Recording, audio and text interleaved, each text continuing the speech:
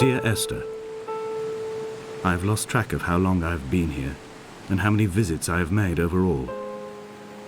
Certainly the landmarks are now so familiar to me that I have to remind myself to actually see the forms and shapes in front of me.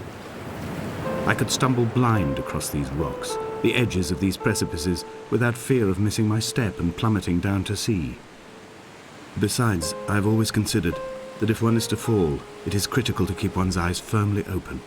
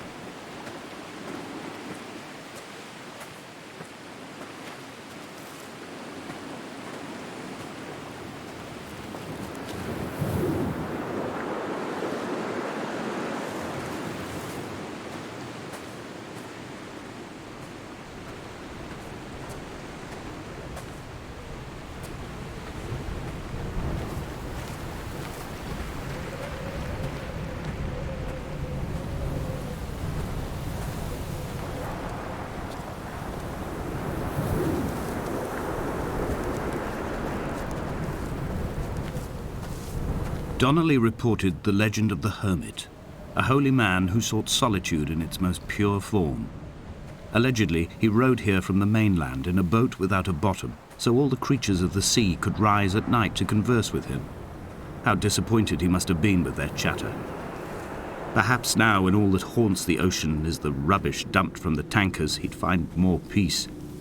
They say he threw his arms wide in a valley on the south side, and the cliff opened up to provide him shelter. They say he died of fever 116 years later. The shepherds left gifts for him at the mouth of the cave, but Donnelly records they never claimed to have seen him. I have visited the cave and I have left my gifts, but like them, I appear to be an unworthy subject of his solitude.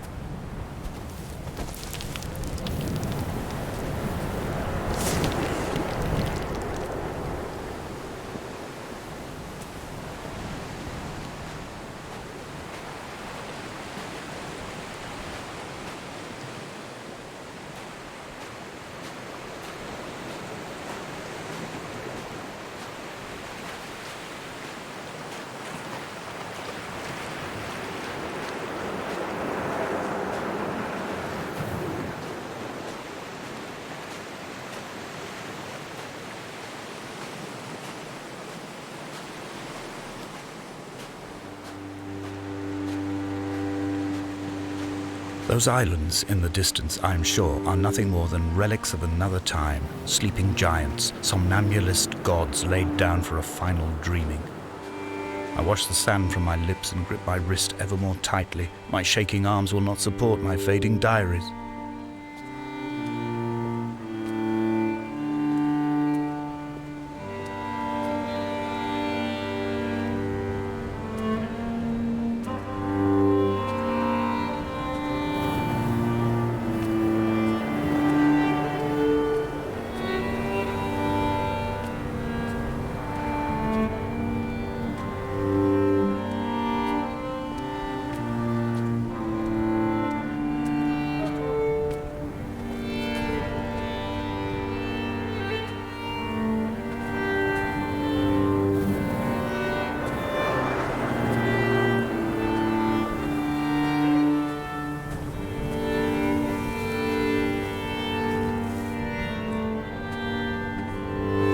A wonderful sight.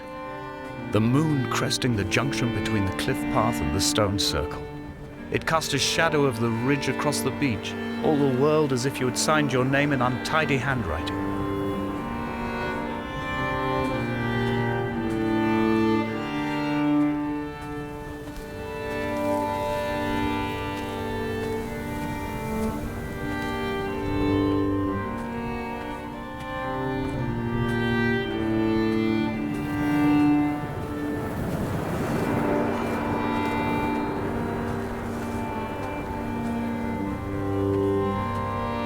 When someone had died or was dying, or was so ill they gave up what little hope they could sacrifice, they cut parallel lines into the cliff, exposing the white chalk beneath. You could see them from the mainland or the fishing boats, and know to send aid or impose a cordon of protection, and wait a generation until whatever pestilence stalked the cliff paths died along with its hosts. My lines are just for this: to keep any would-be rescuers at bay. The infection is not simply of the flesh.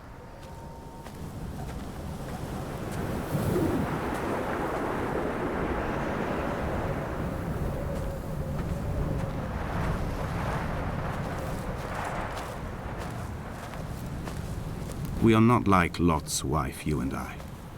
We feel no particular need to turn back. There's nothing to be seen if we did. No tired old man parting the cliffs with his arms. No gifts or Bibles laid out on the sand for the taking. No tides turning or the shrieking gulls overhead. The bones of the hermit are no longer laid out for the taking. I have stolen them away to the guts of this island, where the passages all run to black, and where we can light each other's faces by their strange luminescence.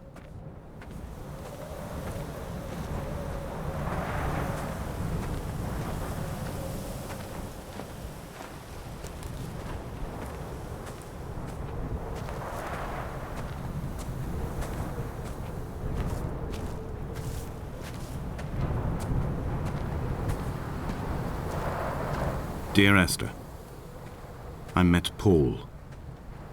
I made my own little pilgrimage. My Damascus, a small semi-detached on the outskirts of Wolverhampton. We drank coffee in his kitchen and tried to connect to one another. Although he knew I hadn't come in search of an apology, reason or retribution, he still spiraled in panic, thrown high and lucid by his own dented bonnet. Responsibility had made him old. Like us, he'd already passed beyond any conceivable boundary of life. I find myself increasingly unable to find that point where the hermit ends and Paul and I begin. We are woven into a sodden blanket, stuffed into the bottom of a boat to stop the leak and hold back the ocean. My neck aches from staring up at the aerial. It mirrors the dull throb in my gut where I am sure I've begun to form another stone. In my dreams, it forms into a perfect representation of Lot's wife, head over her shoulder, staring along the motorway at the approaching traffic in a vacuum of fatalistic calm.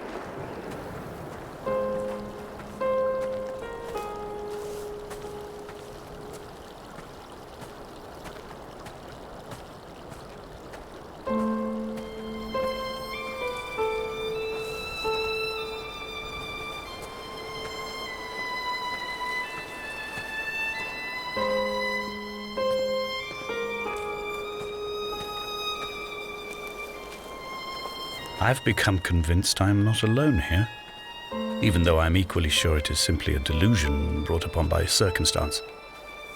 I do not, for instance, remember where I found the candles, or why I took it upon myself to light such a strange pathway. Perhaps it is only for those who are bound to follow.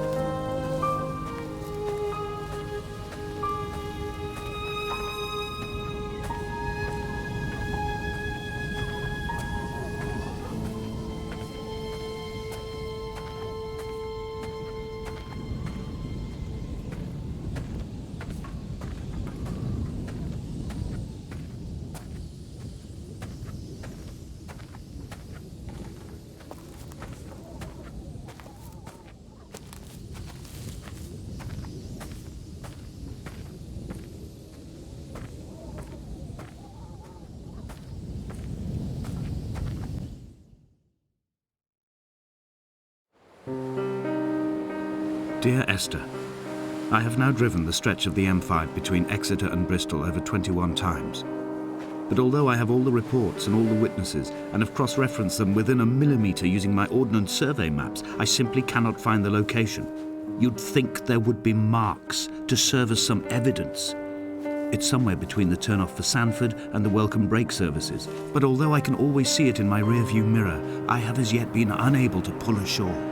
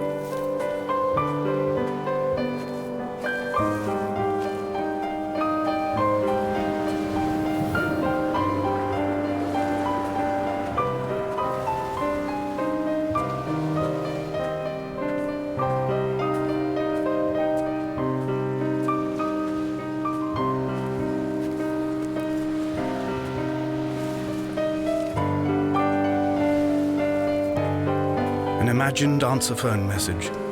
The tires are flat, the wheel spins loosely, and the brake fluid has run like ink over this map, staining the landmarks and rendering the coastline mute, compromised. Where you saw galaxies, I saw only bruises cut into the cliff by my lack of sobriety.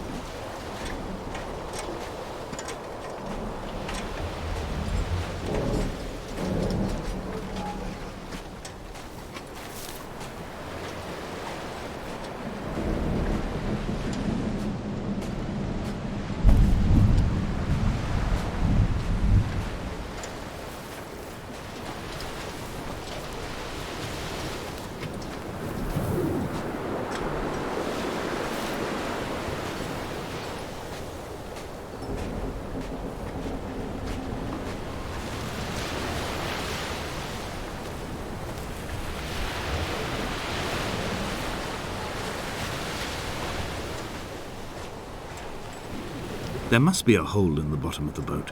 How else could new hermits have arrived?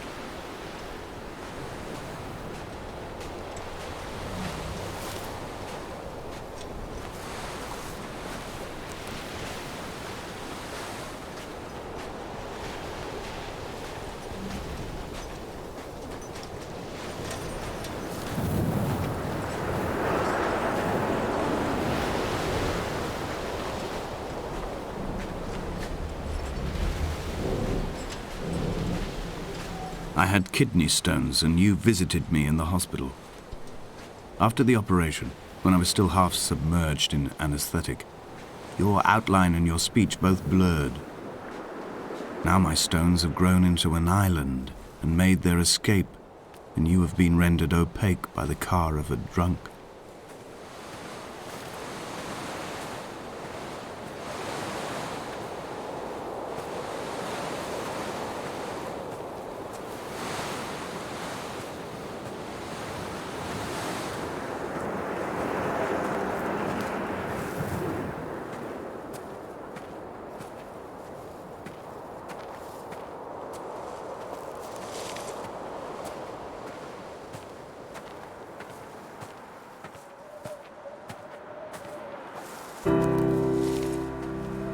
I've begun my ascent on the green slope of the western side. I've looked deep into the mountain from the shaft and understood that I must go up and then find the way under. I will stash the last vestiges of my civilization in the stone walls and work deeper from there. I'm drawn by the aerial and the cliff edge. There is some form of rebirth waiting for me there.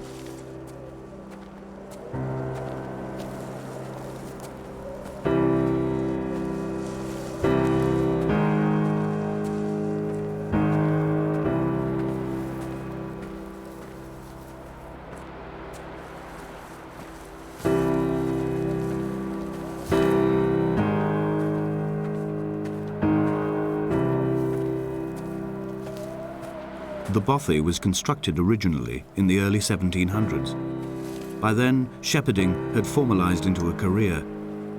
The first habitual shepherd was a man called Jacobsen, from a lineage of migratory Scandinavians. He was not considered a man of breeding by the mainlanders. He came here every summer whilst building the bothy, hoping eventually that becoming a man of property would secure him a wife and a lineage. Donnelly records that it did not work. He caught some disease from his malcontented goats and died 2 years after completing it. There was no one to carve white lines into the cliff for him either.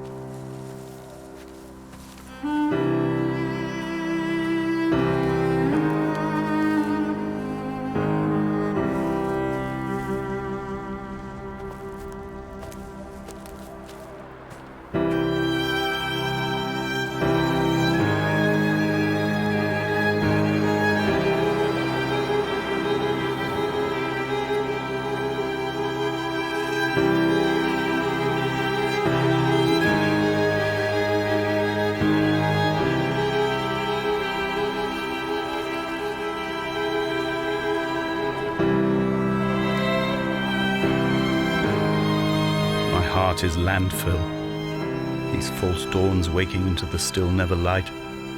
I sweat for you in the small hours and wrap my blankets into a mass. I've always heard the waves break on these lost shores, always the gulls forgotten.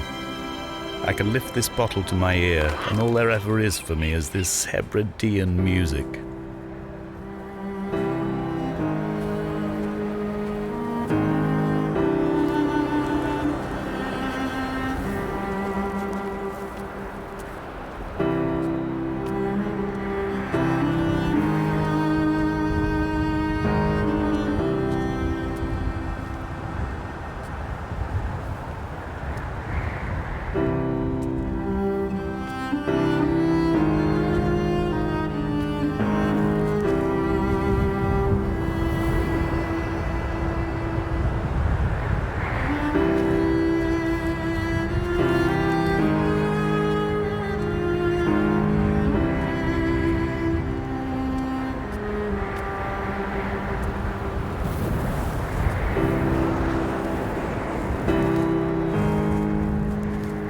In a footnote, The editor comments that at this point, Donnelly was going insane as syphilis tore through his system like a drunk driver.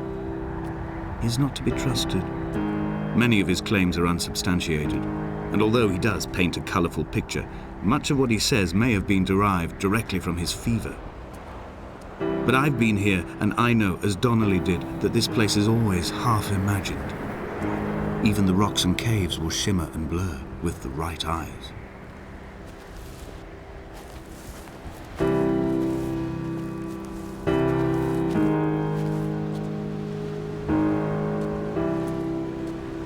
They found Jakobsen in early spring. The thaw had only just come.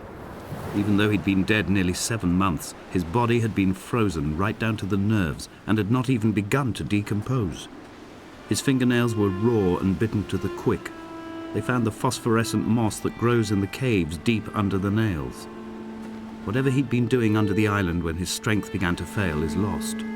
He'd struggled halfway up the cliff again, perhaps in a delirium, perhaps trying to reach the Bothy's fire before curling into a stone and expiring.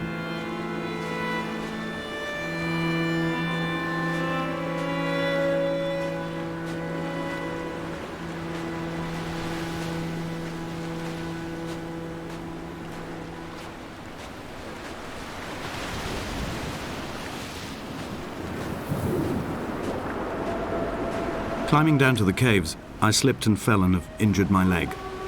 I think the femur is broken. It is clearly infected.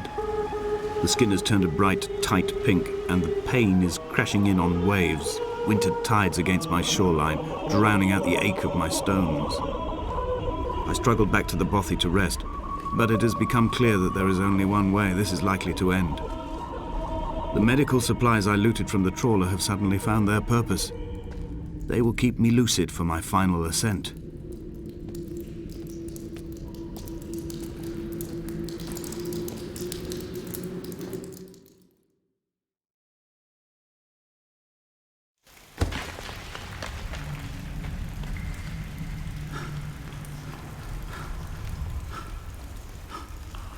Donnelly did not pass through the caves. From here on in, his guidance, unreliable as it is gone from me. I understand now that it is between the two of us, and whatever correspondence can be drawn from the wet rocks.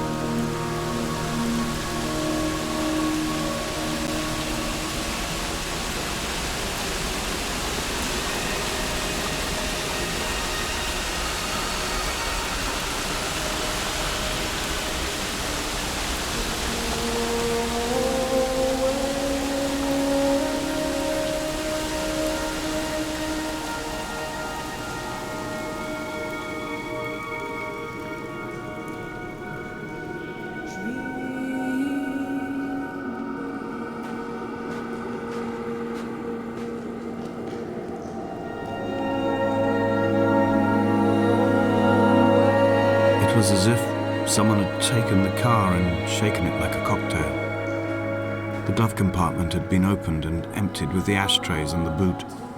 It made for a crumpled museum, a shattered exhibition.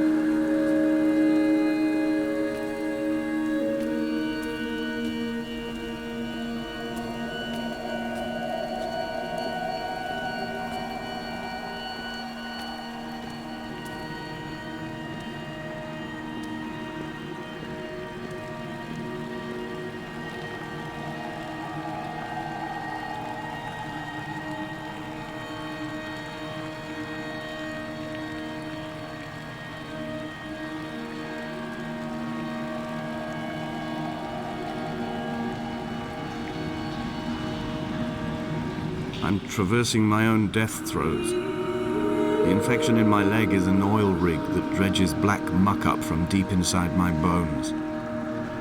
I swallow fistfuls of diazepam and paracetamol to stay conscious. The pain flows through me like an underground sea.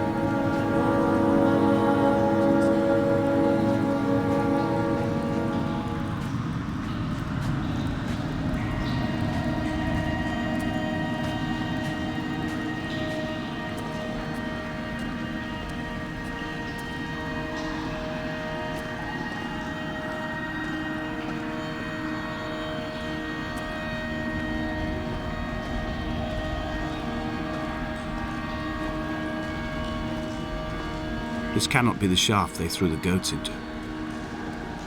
It cannot be the landfill where the parts of your life that would not burn ended up.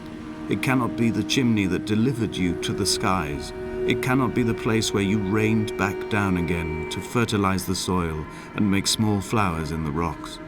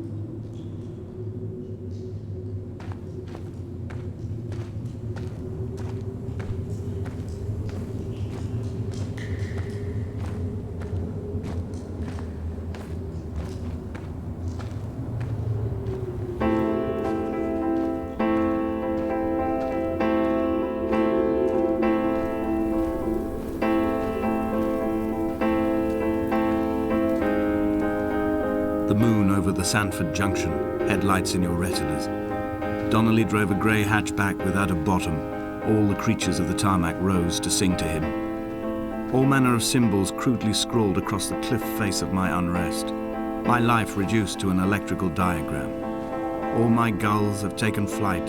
They will no longer roost on these outcrops. The lure of the moon over the Sanford Junction is too strong.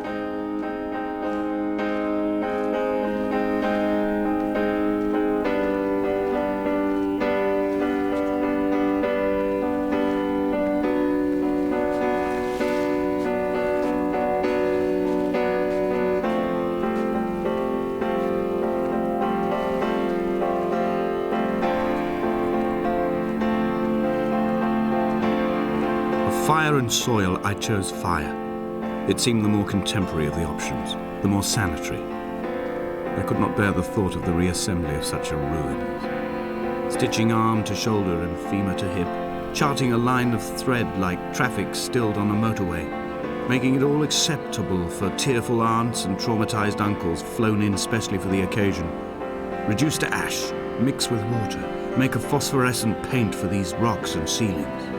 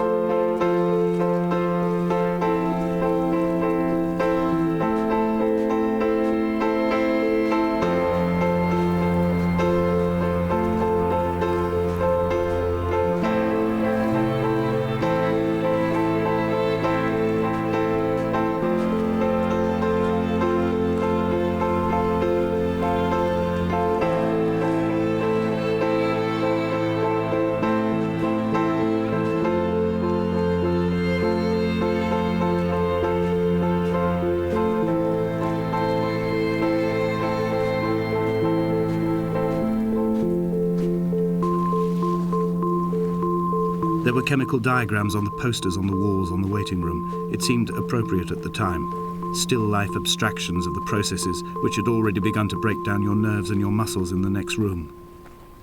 I crammed diazepam as I once crammed for chemistry examinations. I am revising my options for a long and happy life.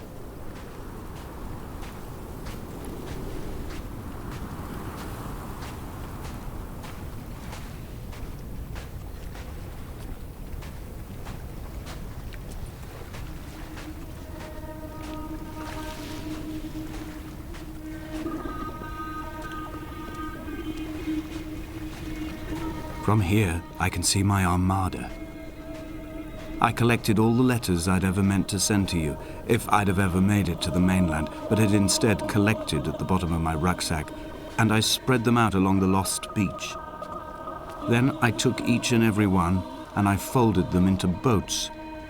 I folded you into the creases, and then, as the sun was setting, I set the fleet to sail.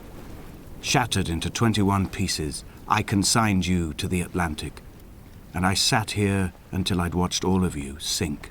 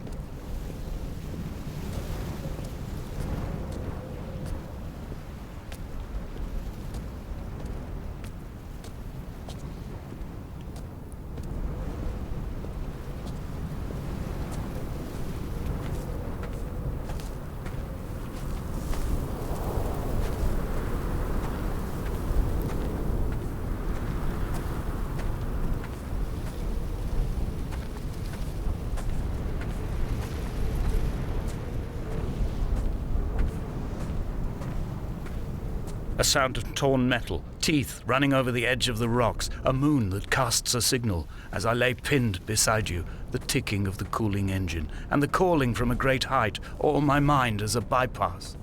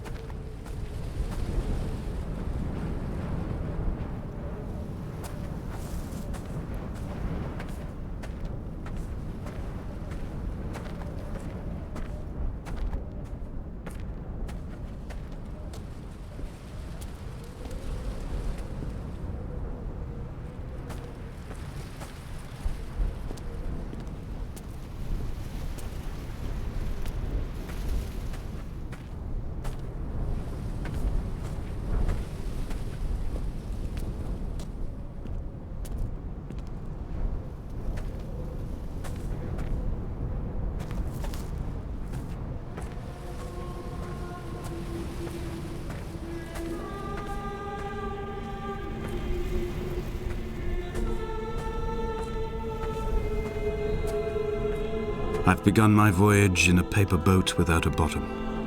I will fly to the moon in it. I've been folded along a crease in time, a weakness in the sheet of life.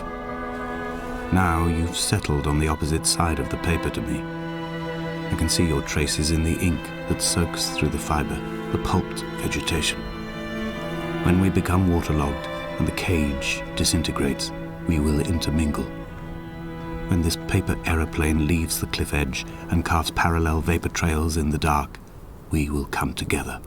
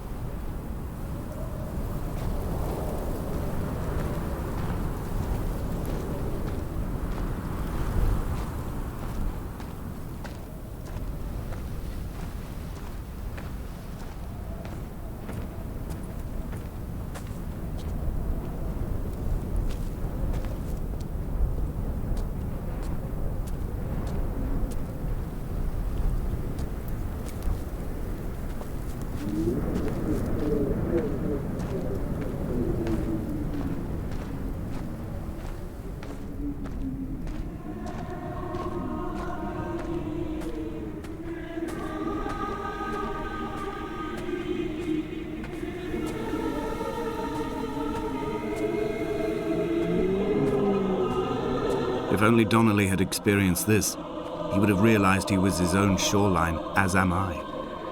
Just as I am becoming this island, so he became his syphilis, retreating into the burning synapses, the stones, the infection.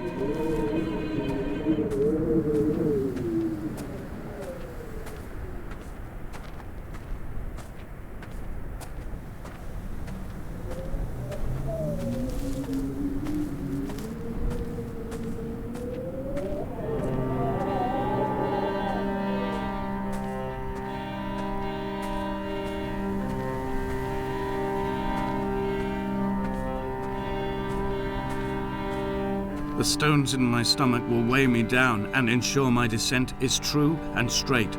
I will break through the fog of these godforsaken pills and achieve clarity. All my functions are clogged, all my veins are choked. If my leg doesn't rot off before I reach the summit, it will be a miracle. There are 21 connections in the circuit diagram of the anti-lock brakes. There are 21 species of gull inhabiting these islands. It is 21 miles between the Sandford Junction and the turn-off for home. All these things cannot, will not be a coincidence.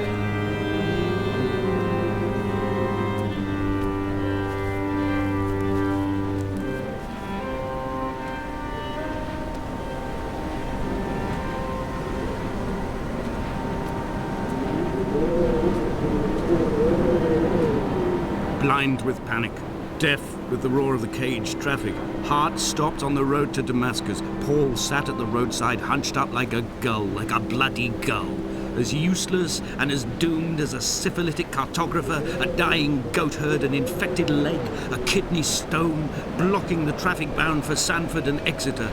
He was not drunk, Esther. He was not drunk at all.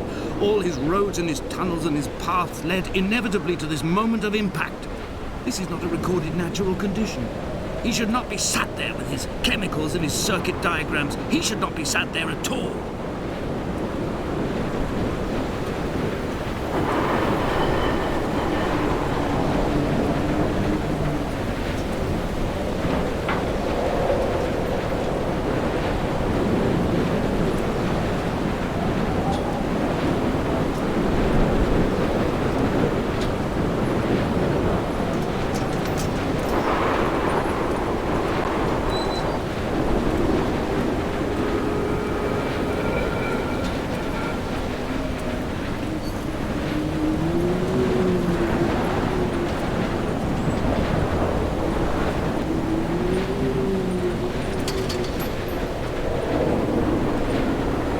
Run out of places to climb. I will abandon this body and take to the air.